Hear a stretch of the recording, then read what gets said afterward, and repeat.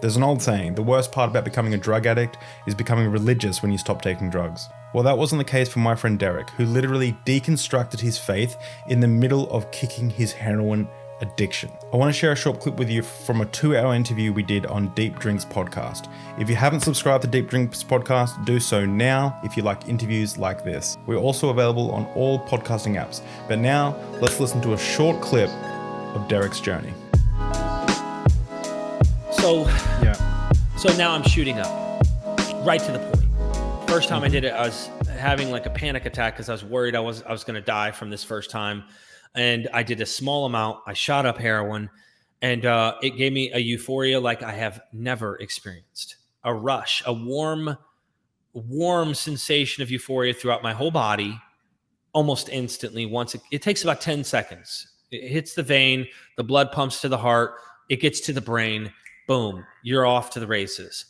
And I was doing heroin for about a year and a half. I was struggling so bad. I had DSS called to me, the DPS, whatever the services are in your local area to try and have kids get taken from their parents. Because someone called them and said, he is really bad off on drugs, and they have 3 kids, and I'm living in this house. My wife's practically raising the kids. I'm trying to hide syringes.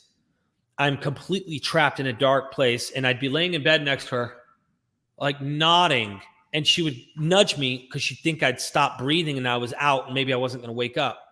And then I'd wake up and I'd be like, and she'd get angry at me, and she'd go to sleep crying every night, like I was going to die. And I remember accepting my fate, like thinking, this is it. I'm dead. You know what I mean? I'm not going to make it out of this. And I just was like, I'm dead. I'm not. This is it. Fucking dead. And I don't know how to get out of this shit. And it was the realest shit I've ever gone through in my life. Because I realized I'm worthless. Like, this is my mind at the time. I'm worthless. I'm a piece of shit. And nobody wants me. And I wish I could break free, but I don't know how. And nobody understands where I'm at. Like, it was so bad. I don't know how to put it, you know? And I remember I was fiending so bad that I made up a story about my dope dealers saying that they were going to shoot up my family because they loaned me $140 in heroin. And my mom was panicking because I literally called harassing for hours to try and convince her that this is true so she could give me enough money so I didn't feel sick anymore. And I wanted to get a high. I didn't just want a little amount. I was so depressed. I wasn't even living at my house anymore. My wife kicked me out. So I'm living on couch to couch, going from house to house, and I'm just trying to survive. And my mom finally said, I'll give it to your brother because I don't trust you with it. Kurt also struggled with addiction too, but that's his story to tell, not mine. And I get the high, and she said, I'll do this for you if you go to this lady who's in recovery's house to get clean off drugs. And I was like, easy, I'll do it. So I go there, and I'm thinking to myself the whole time, I'm going to come back to you. Don't worry, heroin. I'm going to come back to you. Like, it was part of me. And I couldn't imagine. It's a weird, like, I want to quit. I'm worthless. I can't. But then there was also like, it fulfilled me and gave me more feeling. And the experience was stronger than the Holy Spirit experience I got from Christianity. You see, it was a God that I worshiped that was stronger than the God I was worshiping before. That kind of experience, because it was based on my experience. And I go to the lady's house. My phone stops working. Like, this is a long story, but I was trying to be able to access a dope dealer to maybe bring me a 20 bag or something, and it didn't work.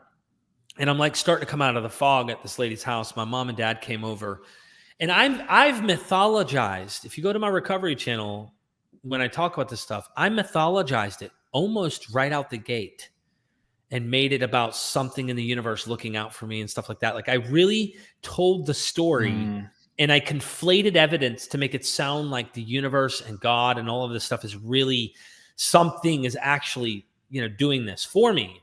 and it wasn't just me, that the stars lined up. But I'm over her house withdrawing, and my mom comes over and she says to me while we're sitting at the table and I'm very vulnerable, Derek, I love you, son. And I'm a mama's boy.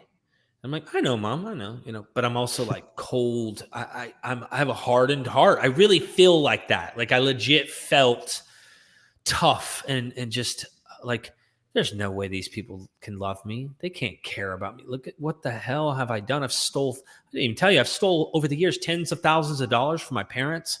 I have done unbelievable things that you're just like, there's no way. And then Mom says, no, son, you don't understand. Like, you really don't understand. I love you. I really, really love you. And it started to choke me up. Like, I realized that my mom really does love me.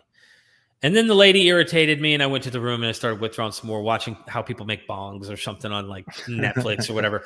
Just to let time pass because you're insane. And I started going to AA again. My wife supported me the whole time. I'm trying to get back right on my feet with the best I understand of things. And I'm like, I don't want to use drugs. So I'm 5 days off heroin, and I open my phone and I'm watching YouTube videos of this kid who was withdrawing as well on YouTube. He documented it, and then he made it to 30 days. And I said, if he can make it to 30 days, then I can make it to 30 days. I can make it to 30. And if I can make it to 30 days, I might just have a chance at beating this thing. I had 2 years sober from alcohol on a previous run, and then I relapsed. Like, I can do it. I went 2 years. I can do this. So I started to document, and that's where you see my day 5 video. It's like almost got 1 million views. Day 7 video has like 1,300,000-400,000 views.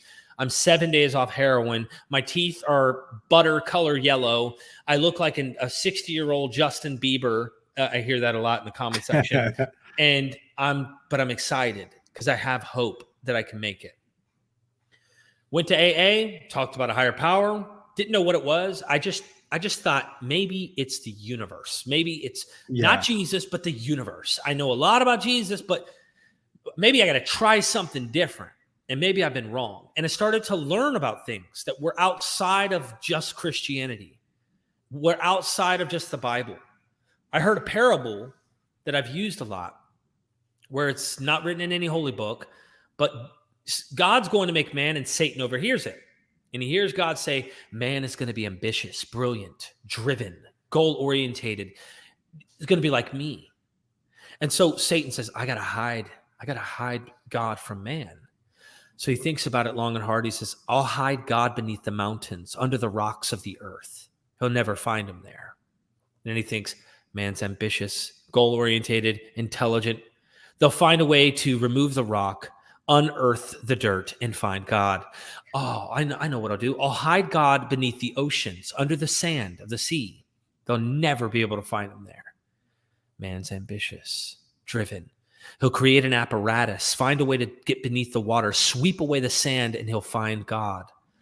I can't hide God there. He thinks long and hard and says, I'll hide God. I got it. This is the one. I'm going to hide God inside of every individual. And they'll always be searching the world, always be seeking and looking for God, and never take one moment and stop and look inside and say, it is I, it's me. And at that parable, that little like story, I felt like I found God, like what God really is. And I realized that it was me. And that was enough. And it was like, you have what it takes. You know, the 2 footprints in the sand. You go in a lot of these AA rooms and NA rooms, you see there's religious connotation. They don't want it to be about Jesus, but a lot of them are. Let's be honest. In America, a lot of it is. No, it definitely is, yeah. You see the 2 footprints. And I carried you when you couldn't.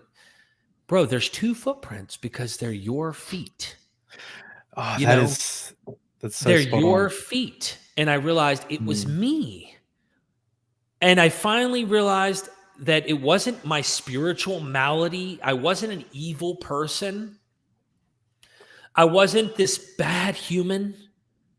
Yeah, we do bad things, but I knew that I was sick. And it had nothing to do with what I've been taught, what the Bible is saying about these issues. I knew there was some science behind this. And I knew hundreds of other people who got clean, and they were the greatest people, some of the greatest people I ever met. They got their lives together, they empathize, they know what it's like to suffer, and they're like, all right, I get it.